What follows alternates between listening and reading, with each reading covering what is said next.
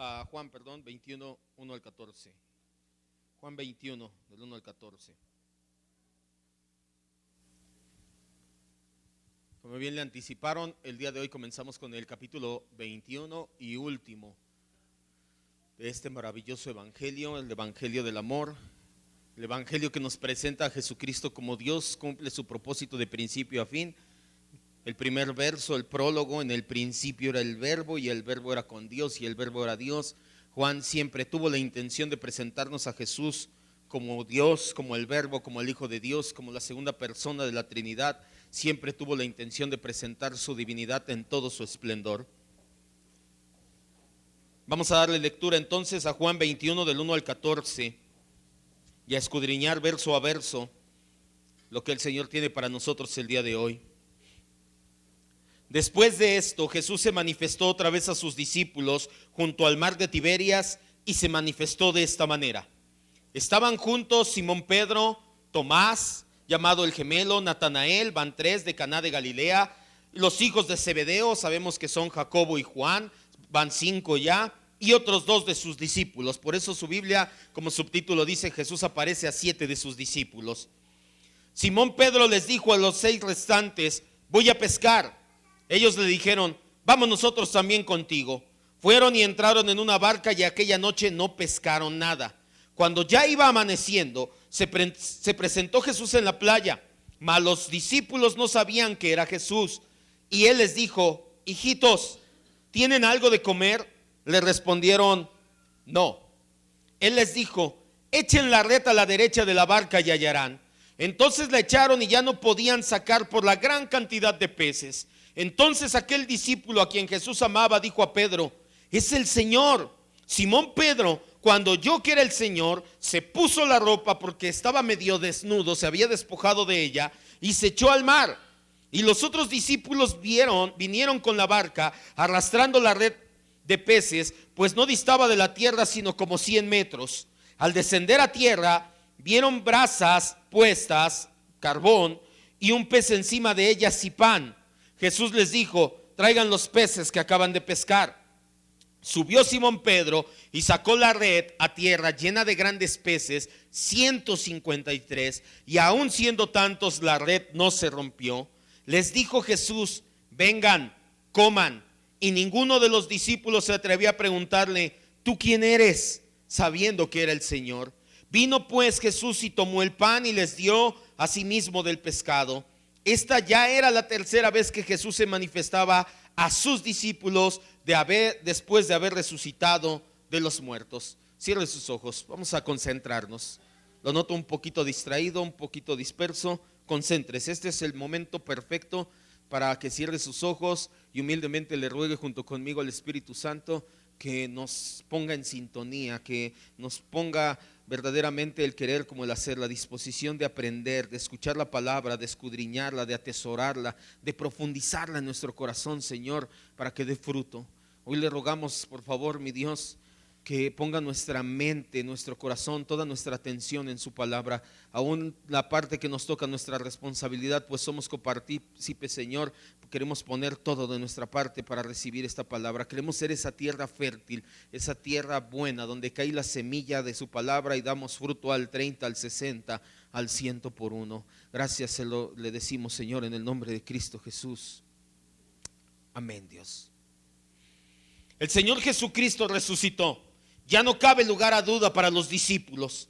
Aún el incrédulo Tomás, que debido a esta falta de fe se había alejado del rebaño, y aunque se habían visto al Señor resucitado y le insistían con su testimonio de que creyera, aún ese incrédulo Tomás ahora ya había llegado a ver al Señor Jesucristo y ya tampoco tenía dudas de él, de que había resucitado. Pero lo que Tomás estaba incrédulo, al principio. Por eso es que insistía en ser negativo, en apartarse de sus hermanos, y al grado de poner excusa tras excusa. Si lo veo, si lo toco, si meto mi mano en su costado, decía. Lo que Tomás no esperaba era que el Señor en persona haría acto de presencia una semana después de sus primeras apariciones y quitaría toda duda en él. Con esto con este relato que le acabo de decir y que vimos la semana pasada, se cierra el capítulo 20 del Evangelio de Juan.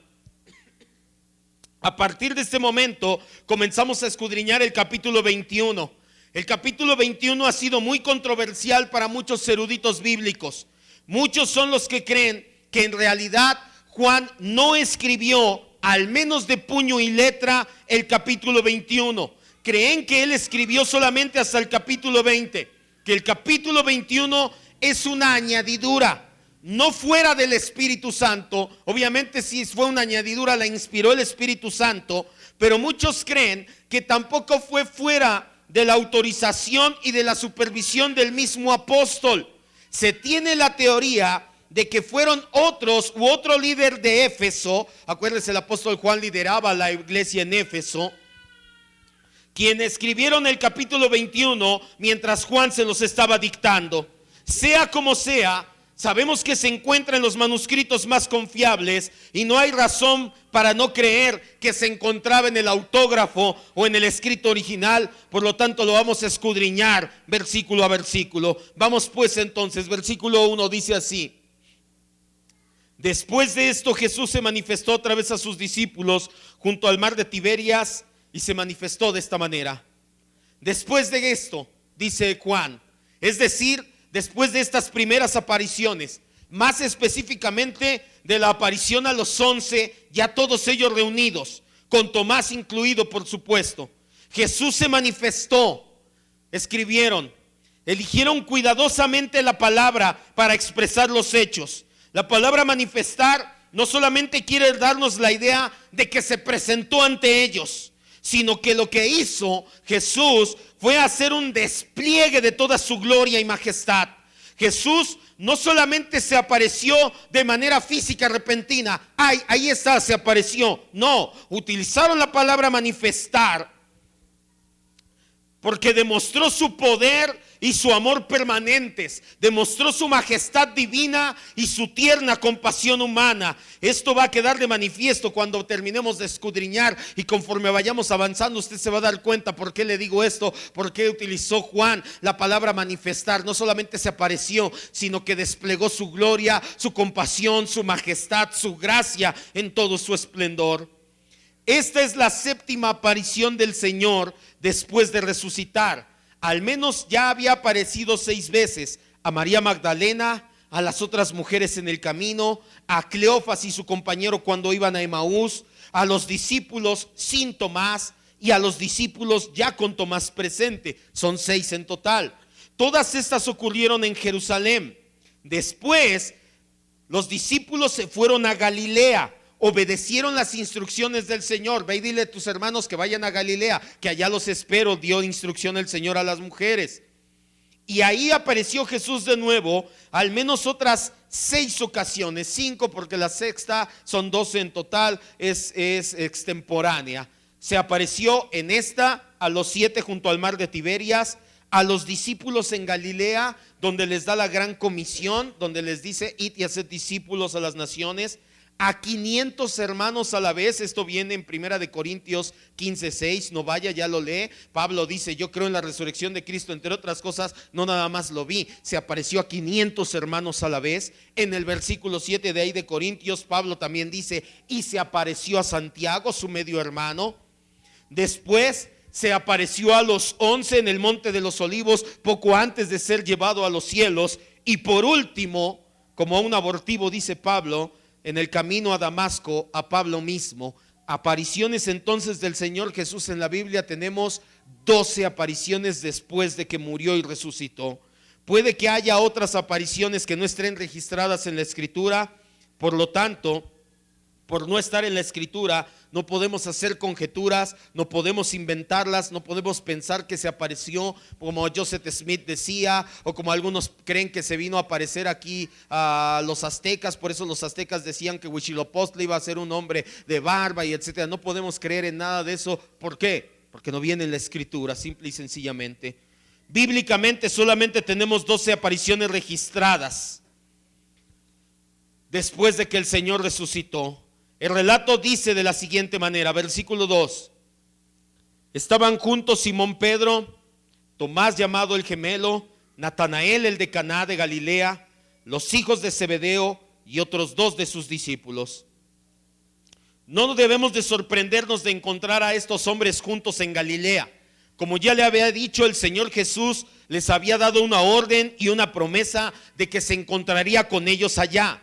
Además, 4 de los 5 que aquí se indican habían estado juntos en el comienzo del ministerio de Jesús: Simón Pedro, Natanael y Jacobo y Juan, los hijos de Zebedeo.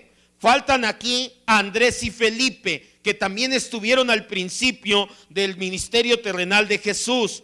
Muchos creen que son los otros 2 discípulos que no menciona por nombre, pero no podemos saberlo, es imposible para nosotros ya saberlo. Versículo 3 dice: Simón Pedro les dijo: voy a pescar. Ellos le dijeron: vamos nosotros también contigo. Fueron y entraron en una barca y aquella noche no pescaron nada. Aquí ya se empieza a poner interesante todo. Como siempre, Pedro es el hombre que pone acción. Es el que influye en las demás personas con su liderazgo. Juan es más analítico, más pensante. Juan prefiere entender las cosas antes de actuar. ¿Te das cuenta? Donde Juan hasta registró los 153 peces. No tiene nada que ver, no hay ningún simbolismo ni numerología bíblica. No podemos alegorizar y decir que representan 153, nada. Simple y sencillamente te deja ver que Juan era una persona que analizaba y dijo: fueron hasta 153 peces. Pedro no, Pedro era impulsivo, pero Pedro era un líder. Pedro fue todo lo contrario, siempre actuaba de manera impulsiva. Así que les dice a los otros 6 que estaban con él: salgo de pesca. ¿Por qué sabemos que fue una decisión impulsiva la de Pedro? Porque el mismo Señor Jesús, en un escenario muy parecido, le había dicho que esa ocupación de él había terminado. Lucas 5:10. El Señor Jesús 3 años y medio atrás le había dicho a Pedro: Pedro, hasta aquí llegó tu vida de pescador. De ahora en adelante serás pescador ¿de qué? De hombres. Pero tiene un motivo por el cual Pedro se porta así. Y ahorita lo vamos a ver. Y ese motivo por el cual Pedro se porta así es lo que nos deja ver la gracia del Señor Jesucristo. Y la semana entrante, es algo maravilloso ver cómo el Señor restituye a Pedro. Se lo estoy adelantando. Porque el Señor Jesús le pregunta 3 veces a Pedro: ¿me amas? ¿Me amas? ¿Me amas? ¿Cuántas veces lo negó Pedro? Lo estaba restituyendo. Pedro, no, ya te perdoné, no importa, no hay problema, órale, vamos a echarle. Maravilloso el Señor. Ya tenemos Lucas 5:10, dice: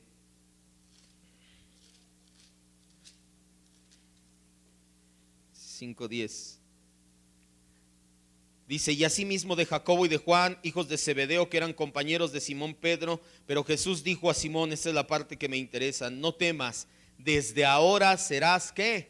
Pescador de hombres. Y a partir de ahí lo siguió y entró en el ministerio. Pedro tenía instrucciones muy específicas del Señor, de que dejaría su oficio para dedicarse por completo a los asuntos del reino de Dios.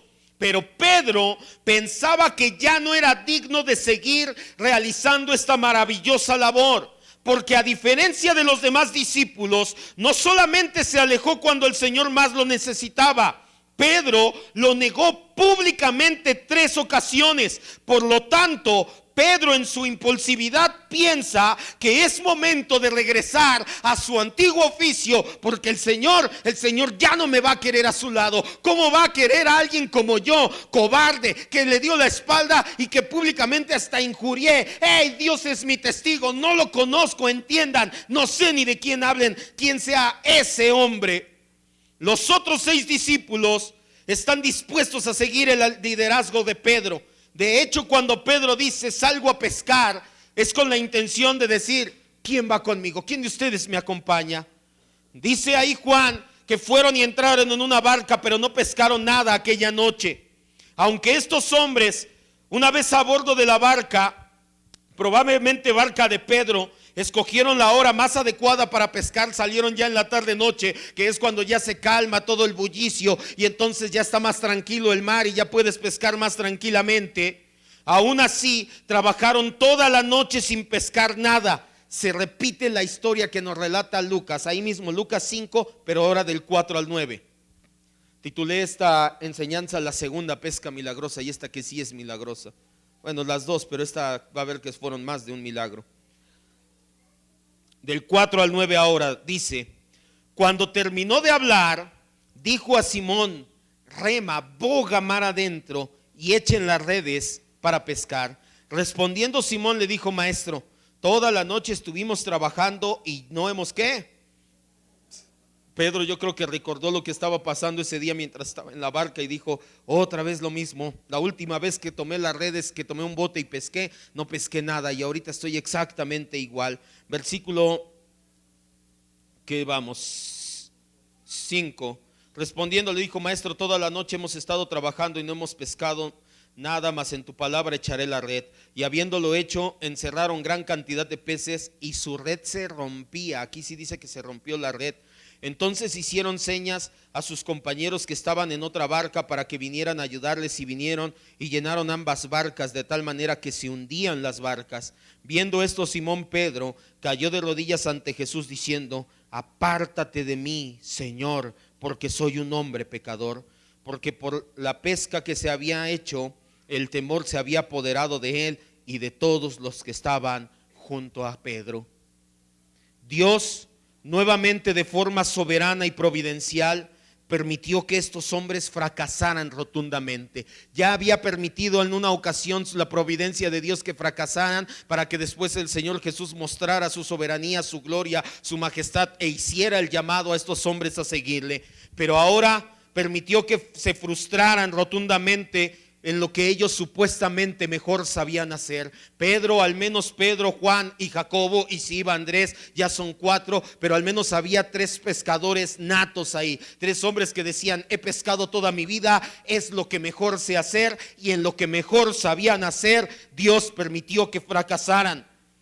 El Señor todavía los ama, no los ha desechado de su plan perfecto. Ellos se consideran indignos por abandonarlo. Es por eso que el Señor, con todo su amor, los deja fracasar, porque todavía los ama, todavía tiene cuidado de ellos, todavía los tiene contemplados en sus perfectos planes. Así que el fracaso en esa noche fue una muestra del amor que Dios les tenía. Si ustedes sacan muchos peces, van a decir: me regreso a mi oficio y dejo mi destino. Por eso es que el Señor, en todo su amor, dice: van a fracasar esta noche. Cuando fracasemos en lo que sea que hagamos, cuando las cosas no salgan como nosotros deseamos, no pienses que es porque Dios está molesto con nosotros. Ciertamente, si estás pecando deliberadamente, a lo mejor sí son consecuencias de tu pecado deliberado. Tampoco estoy diciendo: entonces puedo pecar, al cabo no pasa nada. No, si estás pecando deliberadamente, las consecuencias tarde o temprano te van a alcanzar. Pero si no es así, si tú no estás en pecado deliberado y de igual forma estás fracasando en cualquier área de tu vida, recuerda que Dios lo ha permitido porque sabe que sus planes son mejores que los nuestros. Por trillada muchas veces esta frase es: sí, eso hasta lo dicen en el mundo, Dios tiene mejores planes que nosotros. Pero si tú no la haces interior en tu corazón, únicamente van a sonar a palabras de inspiración como motivacionales, pero no van a ser palabras de vida. Tienes que entender, no solo aquí, sino aquí, que si algo fracasa en tu vida es porque Dios tiene algo mucho mejor preparado para ti. En su amorosa providencia, ese fracaso sirvió para poner de relieve lo que les iba a entregar: una gracia sobre gracia. Versículo 4, regrese a Juan 21:4. El Señor permitió que fracasaran para que se viera más todavía grande lo que les iba a dar a continuación: el regalo de su gracia. Así que ya sabes, si algo estás fracasando, si tus planes no te salen, pregúntate: ¿serán los planes de Dios? Una vez le dije en un discipulado: si tú no puedes orar porque Dios bendiga lo que estás haciendo, si sabes que lo que estás haciendo no le agrada a Dios y por eso no puedes orar para que Dios bendiga eso que estás haciendo, ¿qué esperas para dejar de hacerlo? Es que como voy a hacer una transita en el trabajo, pero pues ¿cómo voy a orar que Dios me bendiga? ¿Qué esperas para dejar de hacer esas cosas? Versículo 4. Cuando ya iba amaneciendo, se presentó Jesús en la playa mas los discípulos no sabían que era Jesús. Juan todavía utiliza la expresión iba amaneciendo para poner de relieve aún mayor la frustración que estos hombres habían experimentado. Ya habían pasado toda la noche en la barca lanzando las redes una y otra vez, a un lado, a la izquierda, a la otra, al frente, en todos lados habían tratado y habían experimentado el fracaso de una y otra vez. Por fin, cuando el sol empezaba a salir y todavía no habían pescado nada, al mirar hacia la playa ven a un hombre. Era Jesús, pero no lo reconocieron. ¿Por qué no lo reconocieron? Probablemente por esa incredulidad, motivo de la congoja que tenían en su corazón. Por eso probablemente sus ojos espirituales estaban entreabiertos, si no es que cerrados. Quizá porque su cuerpo, aunque con forma y características humanas, no era exactamente igual al de antes de morir y resucitar. Y a esto si le sumas que estaban como a 100 metros de distancia y regularmente en la mañana hay niebla matutina en ese mar, yo creo que todo esto fue lo que no permitió que distinguieran bien quién era el Señor. Versículo 5, les dijo: hijitos, ¿no tienen algo de comer? Y le respondieron, ¿qué? Nada más, no. Ya me imagino sus caras, no. O sea, todavía está, y todavía nos lo restriega en la cara que no hemos pescado. Lo primero que vemos aquí es el amor cariñoso y tierno con el cual Jesús se dirige a ellos. Jesús utiliza la palabra paidion, que se traduce hijitos, que se utiliza o significa niño pequeño, se utiliza hasta para un niño recién nacido. En el griego original, paidion significaba o se utilizaba hasta para un niño recién nacido de brazos. Así se refiere Jesús a ellos, con un amor tierno, con un amor maravilloso, sublime. Se ve que estas palabras hicieron eco en el corazón de Juan para toda su vida, porque el apóstol Juan utiliza al menos en 8 ocasiones. No vamos por cuestión de tiempo, aquí te lo dejo en primera de Juan 2:1, 12, 13, 18, 3:7, 3:18, 4:4 y 5:21. Al menos en esas 8 ocasiones el apóstol Juan en su carta les escribe a la iglesia y les dice: hijitos, hijitos míos. Yo creo que cuando Juan escuchó estas palabras se quedaron guardadas en su corazón por la ternura con la que lo hizo y también por el contexto en el cual estaba. ¿Te imaginas un hombre que acababa de negar a Jesús, que se había ahuyentado, que a lo mejor estuvo ahí cuando le encargó a su madre, pero que ni siquiera levantó la voz y dijo: no, no lo crucifiquen? Se sentía todo acabado y en ese momento ya encuentra a Jesús y le dice: hijito. Por algo hicieron eco en su corazón las palabras. Jesús demuestra aún más su amor al hacerles la pregunta que sacude por completo delante de ellos el rotundo fracaso: ¿tienen algo de comer? Todavía pensaríamos, no fue burla, fue una manera de demostrarles su amor. Jesús y los discípulos sabían la respuesta. Jesús les preguntó, pero él ya sabía su respuesta. Era un recordatorio de que su plan de volver atrás y vivir como antes, siendo pescadores comunes, no era viable. Por eso les preguntó: ¿tienen algo de comer? ¿Creen que puedan hacer algo si no están conmigo? ¿Creen que van a regresar a su vida anterior? No es así, es lo que les estaba diciendo Jesús. Al mismo tiempo, también es como si les estuviera diciendo: no han pescado absolutamente nada, ¿no es así? Dense cuenta que sin mí nada pueden hacer. Por favor, aprendan la lección de una vez por todas. Los cansados discípulos respondieron a la pregunta de ese extraño con una palabra nada más: no. Versículo 6. Él les dijo: echen la red a la derecha de la barca y hallarán. Entonces la echaron y ya no podían sacar por la gran cantidad de peces. Esta afirmación es la que de inmediato puso a sospechar a los discípulos la identidad de aquel hombre que está en la playa. Se repite lo que hace casi 3 años y medio atrás había pasado. Les dan una sencilla orden: echa tu red del otro lado, del lado derecho. Lo más seguro es que eso de inmediato comenzó a crear en los afligidos corazones de los discípulos seguridad, confianza, paz, dado que ellos de inmediato obedecieron. En esta ocasión no pusieron trabas, en esta ocasión no dijeron nada. En esta ocasión, al escuchar las palabras y recordar que hace 3 años se las habían dicho, dijeron: sí, echa la red. Entonces la echaron y ya no la podían sacar por la gran cantidad de peces. ¿Por qué es que Estas palabras hicieron eco en sus corazones, porque los pescadores experimentados no suelen permitir que una persona extraña les dé instrucciones. ¿Te imaginas? Oye, llevo toda mi vida pescando y viene este que no sé ni quién es y me quiere decir cómo pescar. ¿A quién le gusta que le dé instrucciones a alguien que no sabe lo que está haciendo? ¿A ti? En el trabajo que sea, no tienes que ser pescador. Si yo estoy haciendo mi trabajo y viene algo que no conozco y me dice, ¿por qué no lo haces de esta manera? ¿Qué es lo primero que piensas? Ayúdame.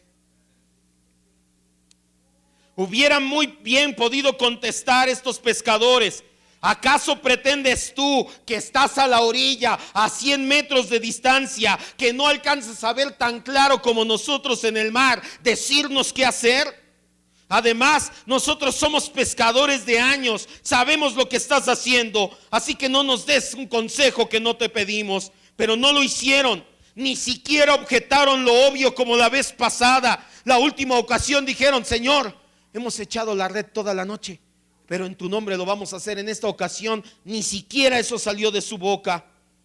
Ellos echan la red a la derecha de la barca y de inmediato capturan tantos peces que, aunque se estaban esforzando, no podían subir la red a la barca. Era un milagro. Jesús no creó de repente todos esos peces, pero había hecho que en el momento adecuado ese banco de peces se moviera al lugar preciso para ser capturado. El propósito de ese milagro fue fortalecer la fe de sus discípulos y abrir sus ojos espirituales, hacerles ver que sin Jesús no son nada. Versículo 7. Entonces aquel discípulo a quien Jesús amaba dijo a Pedro: es el Señor. Simón Pedro, cuando oyó que era el Señor, se puso la ropa porque se había despojado de ella y se echó al mar. Lo que dijimos hace momento se repite. Pedro nuevamente actúa antes de pensar bien las cosas. Juan primero las analiza y después actúa, pero Pedro no. Pedro primero actúa y después analiza. Aquí una vez más quedó ilustrado. El que había captado primero el significado de los lienzos y el sudario, Juan, fue el primero en discernir que se trataba de ese extraño en la playa de Jesús. De inmediato le da la noticia a Pedro, y Pedro, sorprendido, de inmediato actúa impulsivamente. Juan y Pedro vuelven a estar juntos como muchas veces los encontramos. Lo vamos a ver en unos meses, primero Dios, cuando veamos en el libro de los Hechos. Dice entonces Juan que Simón Pedro, cuando oyó que era el Señor, se puso la ropa porque se había quitado y se echó al mar. El relato nos dice que Pedro estaba en ropa interior, pues de esta manera era más fácil maniobrar en el trabajo. Hasta nosotros mismos cuando trabajamos te arremangas las mangas. Al igual Pedro dijo: ay, traigo mi túnica, traigo mi cinturón, ¿sabes qué? Me quedo nada más en mi calzón de manta, me quito la túnica, el cinturón, lo dejo todo ahí y así me puedo mover más fácilmente para pescar. Como era característico en Pedro, de forma impulsiva nada más se encimó la túnica, se amarró el cinturón probablemente y se echó al agua para llegar nadando. Obviamente él iba a llegar nadando, pues la barca estaba llena de peces, sabía que iba a ir más lento, tampoco no iban a hacer mucho tiempo de diferencia, pero sí iba a llegar más rápido. Versículo 8. Y los otros discípulos vinieron con la barca arrastrando la red de peces, pues no distaba de tierra sino como 200 codos o 100 metros.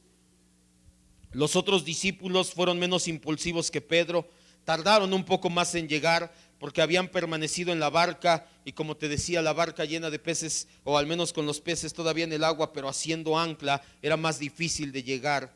Versículo 9. Al descender a tierra, vieron brasas, vieron carbón ardiendo puesta, y ojo, un pez y un pan. En el original griego está en singular. De hecho, en el original griego es un pez y un pan, no y pan, y un pan encima de ellas. Al llegar a la orilla, una escena agradable sorprende a los discípulos. Un marcado contraste con su incapacidad, toda la noche trabajando. ¿Cuánta hambre crees que no tendrían ya? Estaban desvelados, estaban cansados, y llegas y ves que ya te tienen el desayuno preparado. Había fuego, había brasas, y este hombre en la playa había preparado una sencilla comida: pan y pescado. Si somos honestos, ellos no lo merecían. Habían abandonado al Señor, le dieron la espalda. Pedro hasta lo negó cuando horas antes todos ellos dijeron: si es necesario vamos contigo hasta la muerte. Cuando estaban en el aposento alto: Señor, no, ya no creas que vamos a dejar que te pase nada, te vamos a seguir hasta la muerte. Por eso es que fue una agradable sorpresa para ellos. Todos ellos sabían que no eran dignos de nada de eso. Así es nuestro Dios, nunca nos da lo que en realidad merecemos. Siempre recibimos misericordia y gracia de parte suya. Versículo 10. Creo que ya se está manifestando. Jesús les dijo: traigan los peces que acaban de pescar. Esta afirmación de Jesús, traigan los peces, se refiere a que carguen hacia la tierra los peces que acaban de sacar de la red. El Señor Jesús lo hace porque hay gente que quiere minimizar el milagro que sigue a continuación y dice: es que de esos peces trajeron y pusieron. No nos da nada a entender el texto, tampoco en el original griego te da a entender que les dijo: tráiganme a mí los peces, sino de sáquenlos ya del agua de la barca y vacíenlos en tierra. ¿Por qué les da esta instrucción el Señor? Porque deseaba que meditaran acerca de la grandeza del milagro que acababan de presenciar. Juan fue el que más meditó esa grandeza del milagro, donde jalaron la barca y dijo: wow, 1, 2, 3, hasta que llegó a ¿cuántos? 153 peces. Por eso lo hizo Jesús. No les dijo: tráiganme los peces, sáquenlos, dense cuenta del gran milagro que acabo de provocar en ustedes y de lo que va a provocar en su corazón. Versículo 11. Subió Simón Pedro y sacó la red a la tierra, llena de grandes peces, 153, y aun siendo tantos, la red no se rompió. En el borde de la barca, Pedro suelta la parte externa de la red y la arrastra del agua hasta la orilla, donde probablemente con ayuda de los demás, porque ya era muy pesada, fue depositada en la arena. Pedro se sube a la barca, todavía está la red ahí agarrada en la barca, va caminando, se baja de la barca y todos juntos jalan la red hacia la arena y ahora sí vacían la red llena de peces. Una vez que sacaron los peces, los contaron, sumaron 153. Sin duda fue una pesca milagrosa. Una carga tan grande de peces bien pudo haber causado que la red se rompiera, como en la primer pesca milagrosa que nos relató Lucas, pero en este caso, nuevamente por la providencia de Dios, la red no se rompió. Versículo 12. Les dijo Jesús: vengan y coman. Y ninguno de los discípulos se atrevía a preguntarle: ¿tú quién eres?, sabiendo que era el Señor. Como los hombres estaban cansados y hambrientos, Jesús los invitó a desayunar. Ninguno de los discípulos se atrevía a preguntarle quién era. Sabían perfectamente que era el Señor. Estaban llenos de reverencia ante su presencia y estaban tan plenamente convencidos en sus mentes acerca de su identidad que no lo querían importunar con preguntas acerca de quién era. Sabían que era su Señor, sabían que era el Maestro resucitado y glorioso. Versículo 13. Vino pues Jesús, tomó el pan, no los panes, el pan, y les dio. Y asimismo también les dio el pescado, o del pescado, del único pescado que había. En este corto versículo encontramos un milagro más, creo que ya lo está intuyendo. Así como había hecho ya en 2 ocasiones antes de morir y resucitar, el Señor nuevamente multiplica el alimento. Una vez lo hizo para 5,000, en otra ocasión lo hizo para 4,000. En esta ocasión lo hizo únicamente para 7, únicamente entre comillas, porque suena muy, pero bueno, lo hizo para 7 personas. No por eso deja de ser un milagro maravilloso. Sabemos que fue un milagro de multiplicación. El versículo 9 dice claramente, tanto en el griego como en el original griego como en español, un pez y un pan. Además, el relato de este versículo es muy similar a lo que encontramos en Juan 6:11. Vaya Juan 6:11 para que se despierte.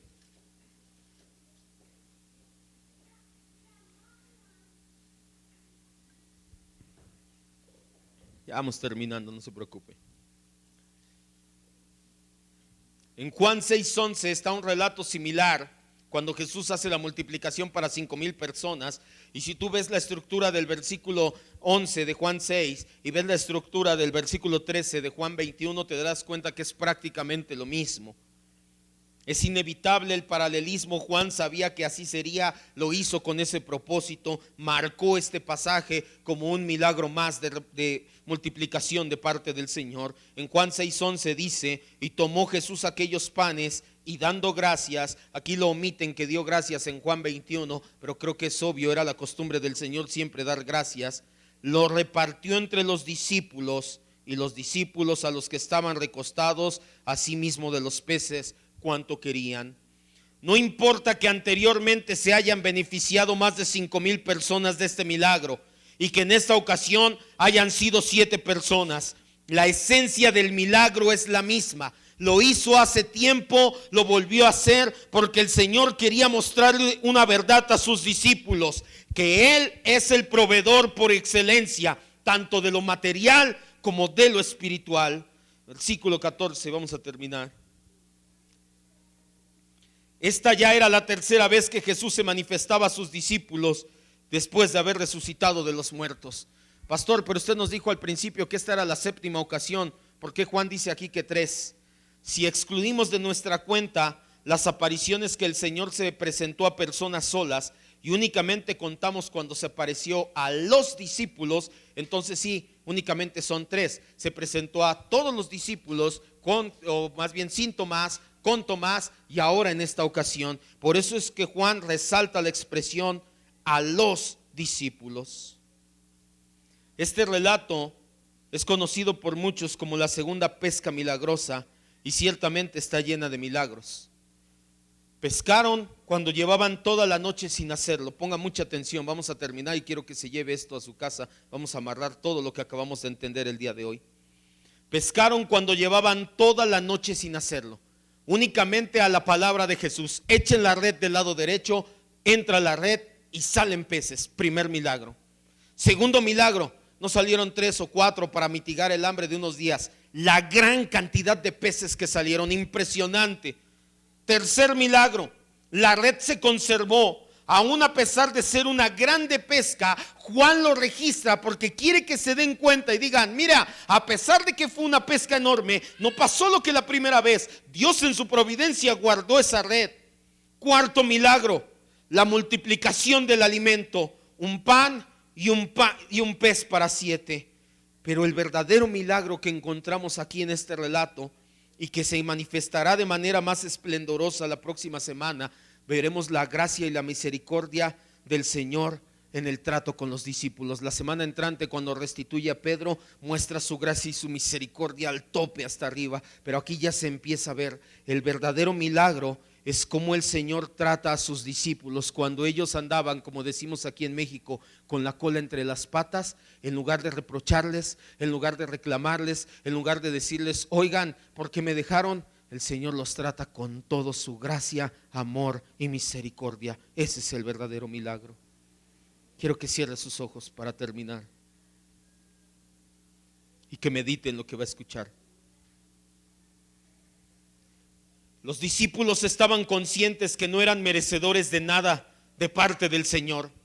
Ellos estaban conscientes que lo único que merecerían serían reproches de parte de Él por abandonarle cuando más tenían que haber estado firmes. Aún así, el Señor no les reprochó nada, sino por el contrario, les mostró por medio de una serie de milagros que separados de Él nada pueden hacer. Por una serie de milagros el Señor manifestó gracia sobre gracia sobre gracia una y otra vez. Ellos seguían consumidos por la culpa.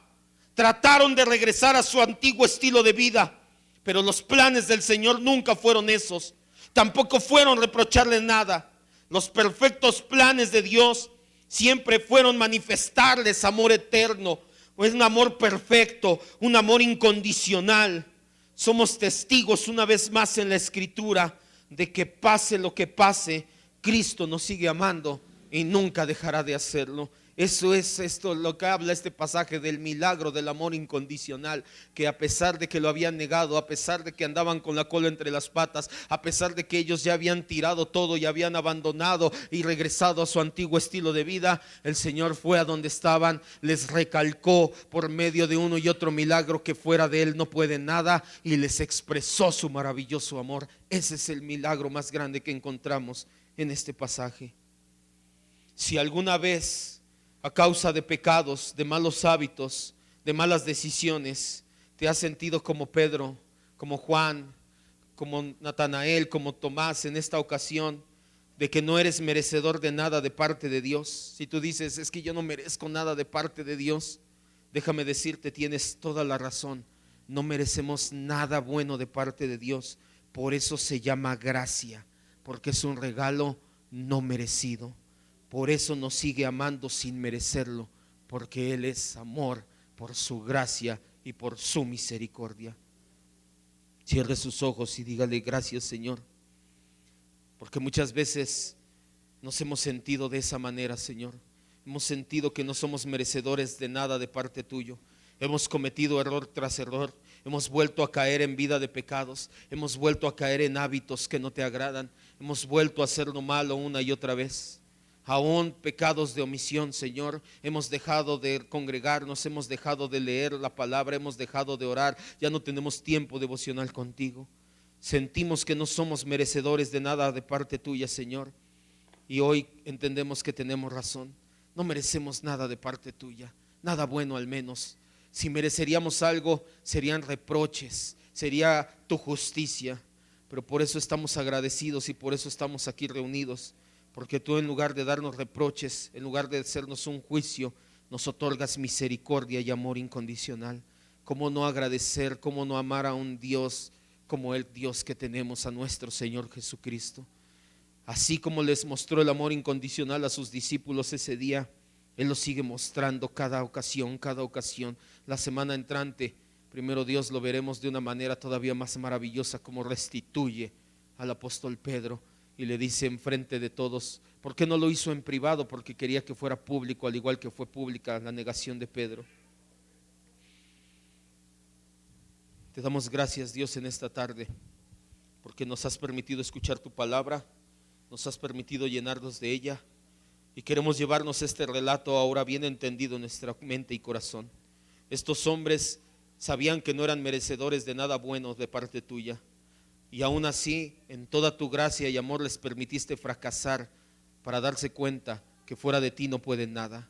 Pero no los dejaste ahí, les mostraste el verdadero propósito por el cual lo hiciste, para manifestar tu amor, tu gracia, tu misericordia. Gracias, Señor, porque este es un ejemplo más de las muchas veces que lo has hecho con nosotros. Muchas veces nos hemos sentido así, y todas esas veces